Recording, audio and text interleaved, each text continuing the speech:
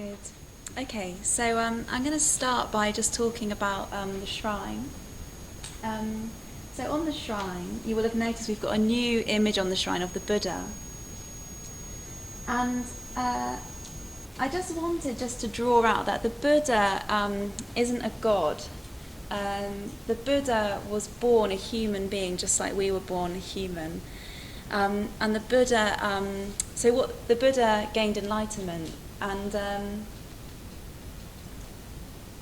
the teachings of the Buddha, as we call it, the Dharma, they sort of spell out or summarize how to gain enlightenment. And each night we're going to be giving a Dharma talk, so we're going to be sort of pointing you in that direction. In this image as well, you can see either side of the Buddha are depictions of the Buddha's disciples. So I just wanted as well to draw out that there's an unbroken lineage of teachers. So from the Buddha all the way down to now, there's this lineage of teachers who've passed on these precious teachings from the Buddha down to us. So we've got Urgen Sangharakshita, his picture on the shrine. So he's the founder of this Buddhist tradition. So he's sort of translated the Dharma for us, and I'm going to be talking from his one of his pith teachings, which is this idea of mind reactive, mind creative. So the Buddha represents our potential. So it's a potential for everyone, and if you can imagine the sort of ultimate compassion, ultimate wisdom, sort of expressed or achieved to its sort of highest pitch, that's what the Buddha represents. And I think it's really interesting just to contrast these two images. So you've been given an image of the Wheel of Life and this image of the Buddha. Particularly in this colour copy, for me, there's a stark contrast between this image of potential and this image of the Wheel of Life. So I'm going to talk a bit more about these two symbols. Okay, so the starting point of these teachings, the starting point of Buddhism, the starting point of the Dharma is the mind. And it's your mind. So the starting point of Buddhism isn't anything outside of us, it's our mind. Even just that I find sort of wildly exciting, actually. So I'll say a bit more, maybe you might find it exciting as well. So our mind shapes our world, what we think, what we believe. It affects how we experience the world, and it sort of conditions the world that we experience. And in the context of this talk, hopefully, just in general actually, the mind has two modes of operating. So the mind can operate in this creative mode, or it can operate in a reactive mode. So it's like one relative mind that has two modes of functioning, a reactive mode and a creative mode. And the transition from this reactive mind to the creative mind, it marks the start of the spiritual life. So it marks the start of a sort of truly human life. It marks the start of moving towards the highest potential. And we're going to be exploring that throughout the retreat. So we'll be exploring sort of stepping from the reactive mind to the creative mind. So I'm going to sort of draw out what that means. So what the reactive mind means, I'll describe it to you. So the reactive mind is the sort of unthinking mind. It's the mind that's on automatic pilot. It's not free. It's repetitive, and it's driven by unconscious needs and desires. And it's like a machine, and Sangharakshita talks about it as the sort of the penny in the slot mind. So you put something in, a stimulus comes in through the five senses, and then the same reaction comes out. So it's conditioned from things outside of it. It's sort of at the mercy of the five senses. So I was thinking of some examples, some sort of real life contemporary examples of this, and I was thinking, well, going on the internet can be a really, really unpleasant experience of the reactive mind in action. So an example from my life is I go on the internet to do some internet banking, and I just automatically go straight onto Facebook. I spend about half an hour on Facebook looking at just random things, photos of people I went to university with who I'm not even in contact with anymore. And so like 45 minutes later, I've watched loads of videos of different random things, looked at clips of kittens or whatever it is. And I sort of have this experience of sort of coming to, like at my laptop, I'll be like, oh, like half an hour later, like, it's like I wake up, it's like, oh my gosh, what's just happened to me? A bit like I've got sucked into my laptop or something and I'm lost in this sort of cyber world. And I don't even know that it's a horrible experience. So in the moment, I'm just sort of, well, it's automatic pilot and it's just responding. So all these different things are popping up on my screen and my mind's like, do. Like, I don't even notice, basically, what's happening until I notice. And that's usually about half an hour, 45 minutes. And I sort of come to. And it's like waking up, it's a bit like waking up and I just think, oh, what's happened? And I don't know if you ever get that experience in meditation when you get distracted. You sort of come round and think, oh, I'm supposed to be meditating, or what stage of the Metabhavana are we in? I don't even know. It's a bit like waking up from a dream or something. And that is like, that is on automatic pilot. That's the mind that is not aware. So the key point that I want to draw out about the reactive mind is that it's the unaware mind. So it's sort of, you're not choosing to sort of respond to the world, you're just getting activated, basically. So you just react to whatever's happening.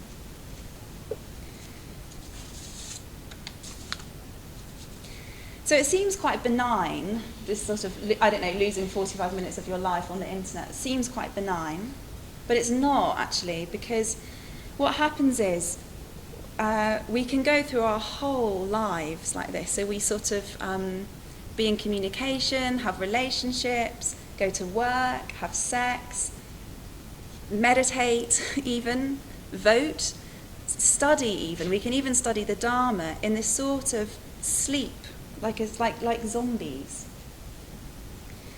And as time passes, we start to cut very, very habitual, very, very familiar grooves. It's like we just go round and round in habit, and then it can be very, very difficult to sort of break out in a new direction because the habits is so familiar. Even if it's uncomfortable, it feels so familiar, we can feel stuck. So I don't know if you've ever had the experience of sort of feeling sort of stuck, like just sick of yourself, like wanting to escape the same old thoughts, the same old reactions, the same old habits, and we sort of know that certain things aren't good for us, and yet we somehow just get pulled back into doing them. So that is an expression of the reactive mind.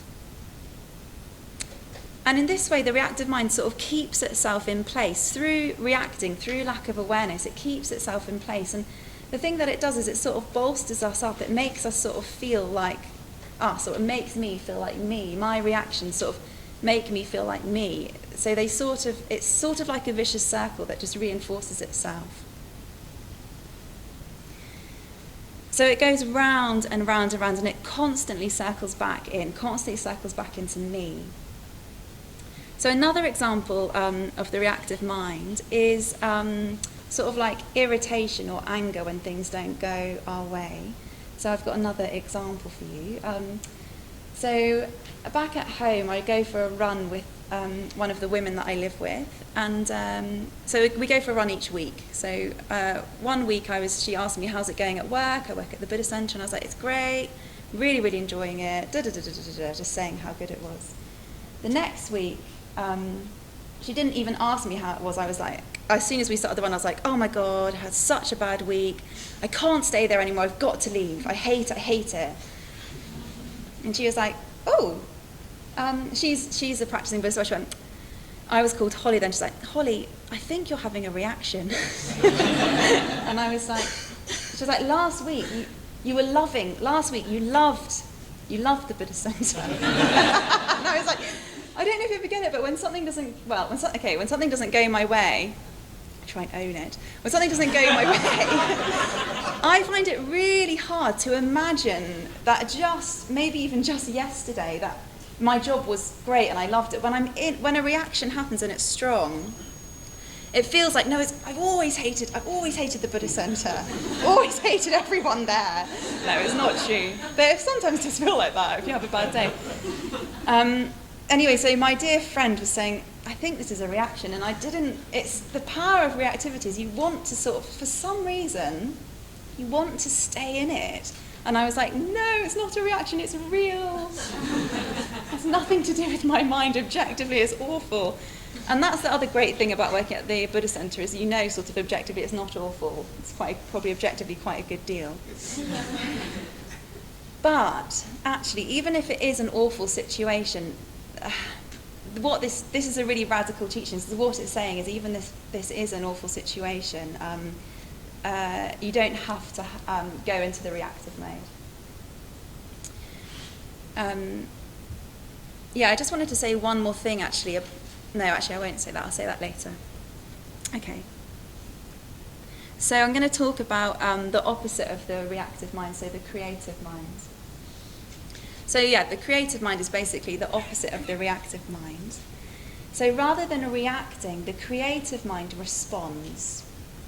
And when we're having a reaction, the perspective, or my perspective, gets really, really narrow. All I can think about is myself, what I want, just sort of like a battle against the conditions, or like a craving, I want something else, or I want something that's in front of me.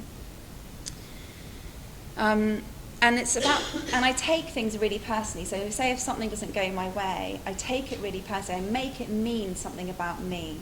So do you see how the reactive mind constantly circles back to me? And it's the sort of ball of me gets tighter and tighter and more hard and fixed and more painful actually. But because it's me, I sort of hold on to it because it gives me a sense of me. So the creative mind is like radical. It's radical in the fact that it persists in, what can I say? I want to say it's optimistic, but I don't mean optimistic in a sort of, maybe in the sense that you might imagine it. It's radically optimistic because despite the difficult circumstances, what can I say? Well, it persists despite unpleasant stimuli. So it's not optimistic in the sense of just like blindly ignoring difficulty and pretending everything's okay. It's not optimistic in the sense of just rationalizing pleasure or gratification. It's optimistic in the sense of fully engaging with life as it is, whatever it throws up. So it's a robust mind. It's the sort of living mind. It's alive and it's vibrant and it's energetic and aware. So that's sort of like the key thing about the creative mind is that it's aware. And it's not creative in a sense of like artistically creative. So you might be thinking, oh, I'm not a very creative person. I don't draw or paint and I don't like the theatre or something. It's not, I'm sure you all love the arts, but it's not, I don't mean that. I don't mean when you're in the creative mind you suddenly can paint like a Van Gogh painting. That can be an expression of the creative mind, but you can also do something artistic, and it can be from a reactive mode. So it doesn't mean that. What it means is that it means that it's not limited. The creative mind is not limited by the self. So it's not limited by sort of selfish concerns or neurotic craving or aggression. It has a much wider orbit. The creative mind sort of orbits wider than the self. So, what have I written here? Yeah, so it's not self-involved. It goes beyond the boundaries of the self. And the way that it's expressed, so the way that it sort of creates is that it contributes to the world. So it manifests through skillful action. So you could think of that as acting in a way that where your life flourishes and where the life around you flourishes. So that's sort of like how the creative mind can manifest in the world. So it's wholehearted and it fully engaging with life when we're in this creative frame of mind. And one of the ways to describe the creative mind is that it loves where there is no reason to love. And it creates where there is no possibility of creativity. So in a way it sounds quite simple, but I think that is actually really profound, to be able to love where there's no reason to love, to sort of be the more loving one in a situation despite difficult circumstances. So it's a really tall order, actually, this sort of vibrant, radiant, creative mind.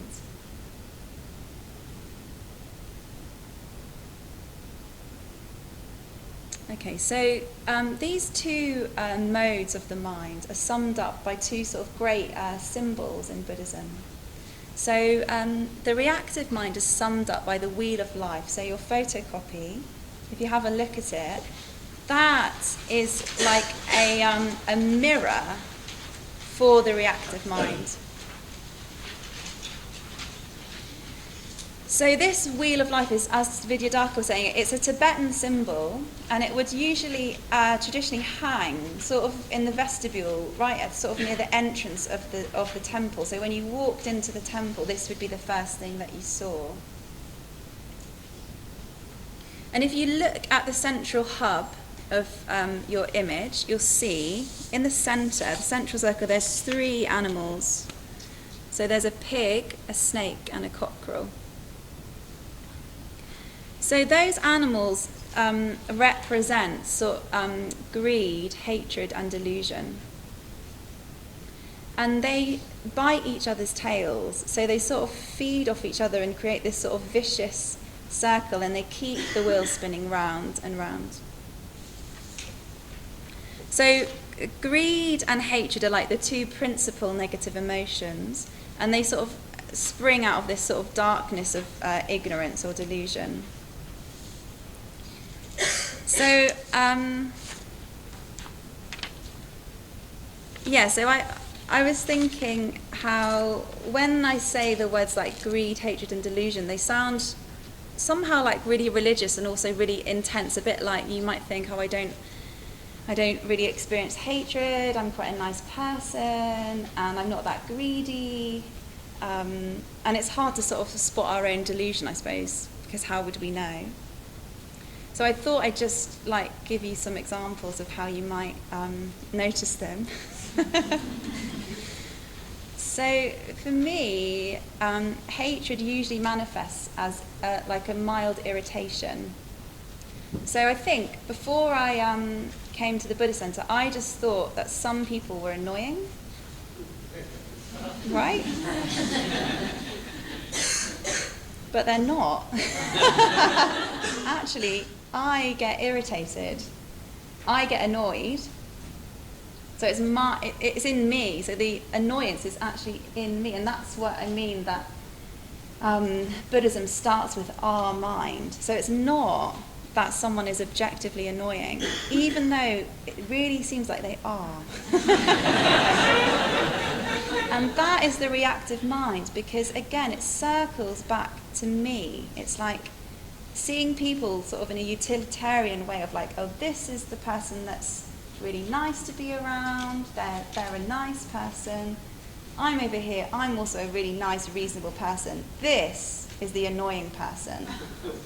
I'm being really reasonable, I'm doing my best. They're very wrong in lots of ways. And we can sort of look then we sort of train our minds, don't we? Or, okay, I do.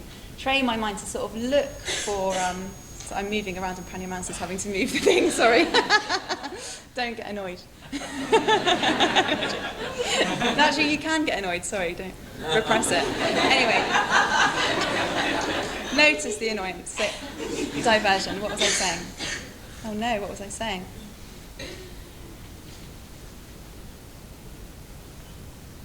Oh yeah, so thanks. So I look for evidence that backs up my views that they're annoying. So I sort of like look for how they're annoying.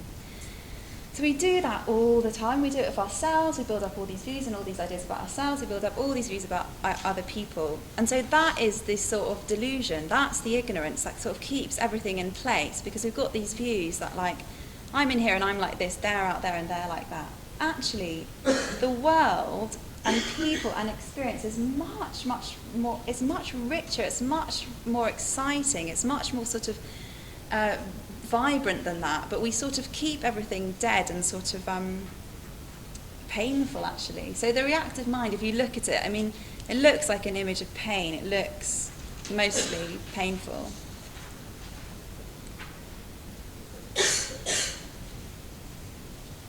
And then greed. So you can think of greed as a sort of restless hankering after things. I think a lot of time spent on our phones comes from that restless hankering. So that when you sit down and there's like nothing else to do, and it's like, ooh, you sort of want something. And the thing about it is that usually it's like a neurotic thing. So the things that we sort of go to sort of satisfy that urge or that need or that craving, the things we look to will never satisfy it, because it's neurotic. So I've got an example of this as well. It's quite a light example. So during our team retreat, Polly, where's Polly? Oh yeah, Polly bought this amazing jam made out of plums from her garden. It tasted really delicious, so we had it in our breakfast. And then the next morning, while I was meditating, I was thinking, I can't wait to eat more of that jam. And I noticed that I was thinking that.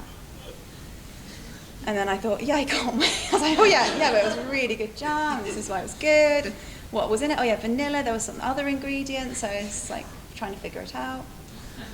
Then I thought, oh, jam's great, yeah.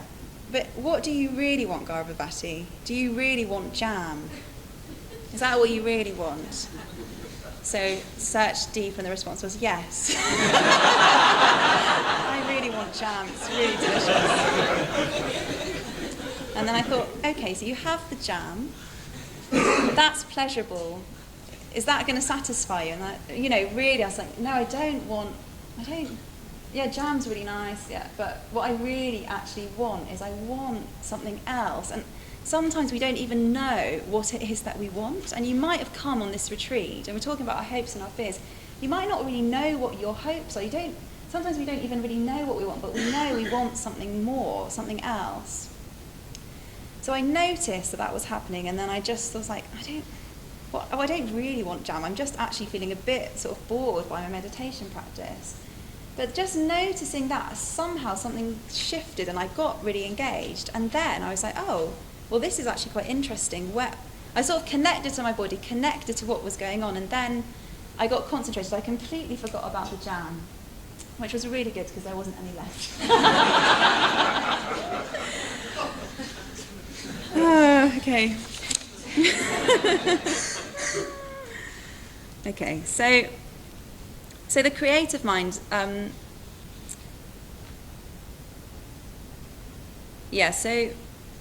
what am I talking about? The wheel, aren't I? I started talking about the creative mind. So coming back to the wheel. Yeah, was I talking about the wheel? Yeah, good, sorry.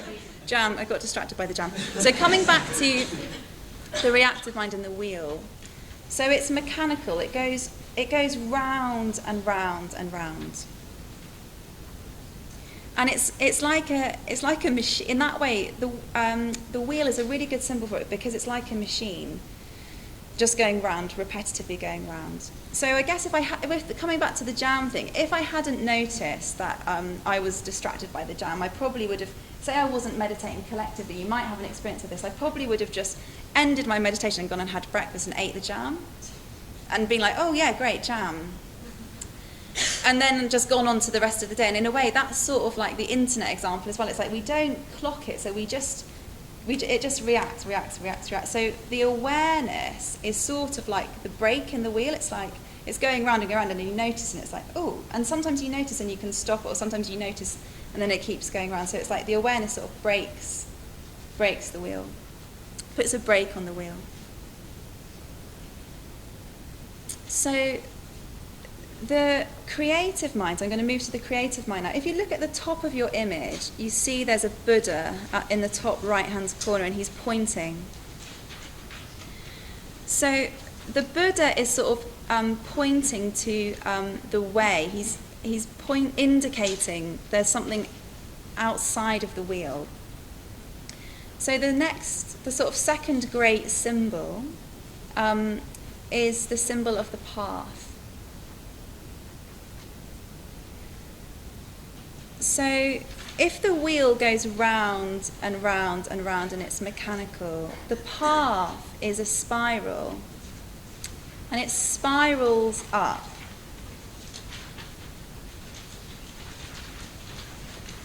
And the reactive mind is sort of summed up in the wheel of life. So there's sort of like this great image of the wheel of life which sums up the reactive mind. But the creative mind has got lots of images and also different sort of formulations. So you've got one on the back of your piece of paper there, but there's lots of other sort of conceptual formulations for the spiral path. One image for it actually is this image on the shrine. So it is the Buddha.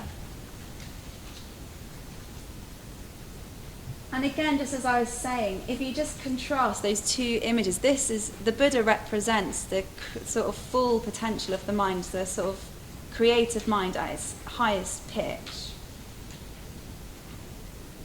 And I really love looking at those two images, the image of the Buddha, which represents the creative mind, and then the image of the wheel of life, which represents the reactive mind. I think it's so powerful having those two images, looking at them together. You can just sort of see the difference. You can almost sort of feel the difference.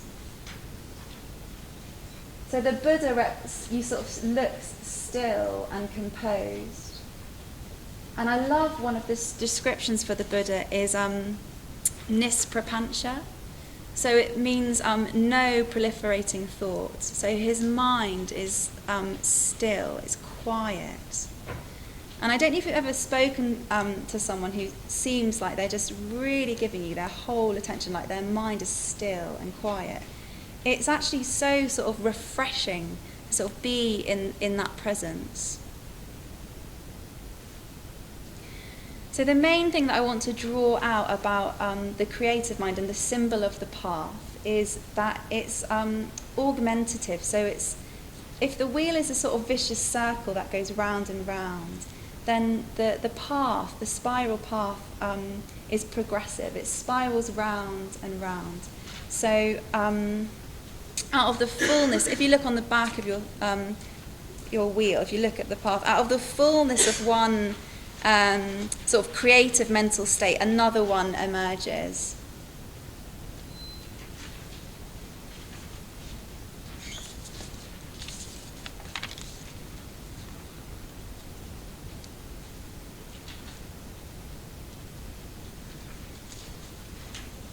And yeah, so I was going to give you another example of sort of moving from a reactive mind to the creative mind. So when we arrived here on our team retreat, I'm sharing a room with Garavavati, and it's a really, really nice thing. You know, when you get here, you make up your bed, you make your bed up, you put your bed sheets on the bed. And I sort of learned early on that if you're sharing a room with someone, it's a really nice thing to sort of put the bed sheets on for your roommate before they get there. And so Garavavati was cooking, and she was in the kitchen doing lots and lots of things, and I'd made up my bed, and I was lying in the room, lying on my bed, really just enjoying just lying down. And I looked over at her bed, and it was unmade, and I thought, oh, I should probably make up her bed. That's a really nice thing to do. I was like, oh, I just can't be bothered. I just want to lie. I'm really relaxed. But I should probably make up her bed. And then I had all these excuses as to like why I couldn't do it, because I knew she'd brought some of her own bed sheets, but she hadn't brought her bag up to the room. And I was thinking of all these reasons of like why I couldn't make up her bed, basically. And I was just going to keep relaxing on the bed. So I just stayed there. then I noticed actually I wasn't actually really enjoying the relaxation, because I was thinking I should be doing something else. I should be doing this act of generosity. So I just thought, okay, I really don't want to do it. It's like ruined my relaxation time. But I'll just do it because it's sort of bugging me now that I'm not doing it. So anyway, I probably spent about 10 minutes thinking about that. And then I just went to go and get Sabhadra. I went to Sabhadra. She said, I'll make up your bed, wear your sheets. Got her sheets, made up the bed. It took about 10 minutes. And it was so easy and so simple and just totally delightful. It's really nice actually to do something that for oneself is probably a bit boring and maybe a bit functional, but for someone else it's really, really nice. And I really enjoyed making up the bed. So Bhadramati was really pleased. She was like, oh, so nice, thank you. And the way that she does. And then I was just like, oh, it was just a delight actually making up this bed.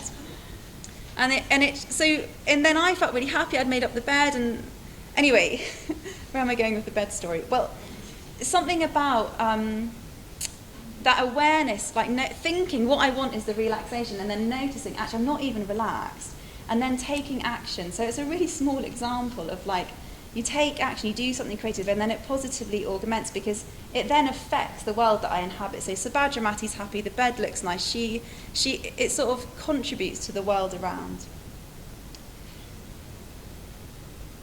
Yeah. And I was thinking in these talks, sometimes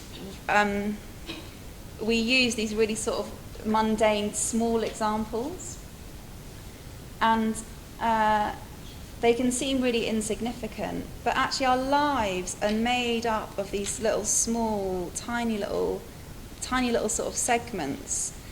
So if we can sort of start to act from those tiny little impulses of generosity that are so easy to sort of ignore and rationalise out, life starts to open up, the connections start to get made. Through those small actions of generosity, you step from that small reactive place of me, like everything's circling back to me, you step out into the world of other people, and it has a positive effect on you, it has a positive effect on me, and on the world around you, and it sort of creates a different world. And that is the spiral. So quite often I can look at this path, the spiral path. Faith, I think, yeah. Joy, yes. When it starts getting to like rapture and pacification and bliss and all these things, I think, oh no, probably not that far up the path. I'll go this far. That actually, you can, in really, really small ways, taste a different way of being in the world, really, really small acts of generosity, and all of you will have an experience of that already, and you'll also we have the opportunity to do that all the time. That's the really good thing about living in a community, actually, and practicing in a community. You have that opportunity all the time. So the main thing about the creative mind is that it's the aware mind. It's vibrantly aware. So awareness is how we transition from the reactive mind to the creative mind, from the wheel to the spiral. It's through awareness. And it's not always pleasant. So it's not that when we're in a creative frame of mind, we're always going to be having a good time. It's not about just going around pasting a smile on our face and pretending that we're really happy.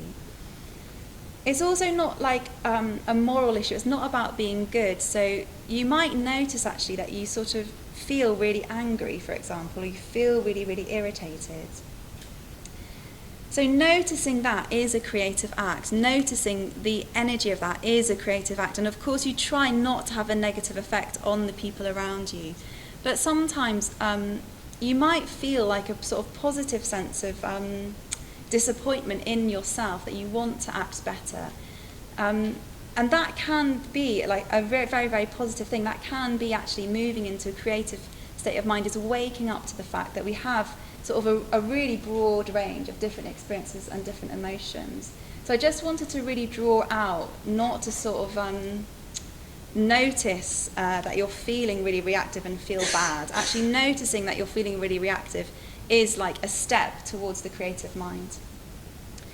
So I just want to finish by giving you some homework. So you're not going home, but I mean homework in the sense of something to notice from now until you meet in your discussion groups tomorrow. I mean, you don't have to stop noticing it then, but I wanted you just to be thinking about something and noticing something until you meet in your discussion groups tomorrow. So what I want you to notice is your mental states. So notice your responses and your reactions to things. And notice, am I on the wheel? Am I just going round and round? Do I feel like narrow and tight and reactive? Or am I on the spiral?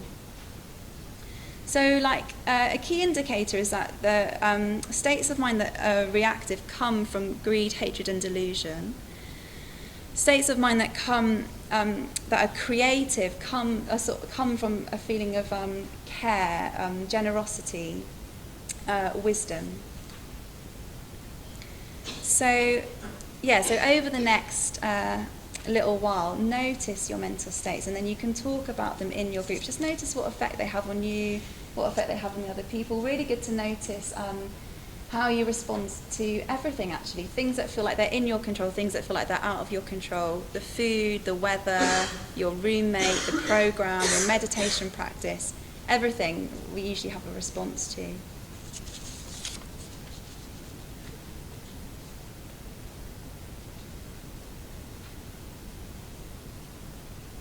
Yeah, and just to end, I just wanted to just draw out that for this reason, awareness occupies a really central place in Buddhism. And it's not just awareness of the present moment, it's a recollection. So another translation for the word is recollection. And it's recollecting our sort of highest potential, our deepest values. It's so easy, isn't it, to forget our values, to get lost and caught up in doing things or in other people or in our own reactions. So it's noticing what's happening now, but it's also recollecting that we have this potential for great kindness, great wisdom. So I'm just going to end with a quote from the Dhammapada.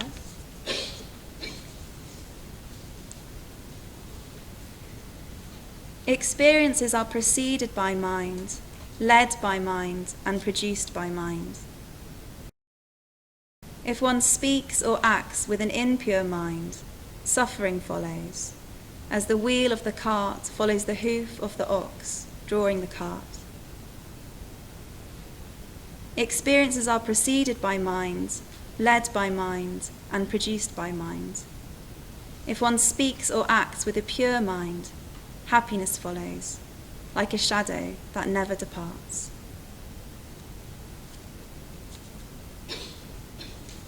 That's it.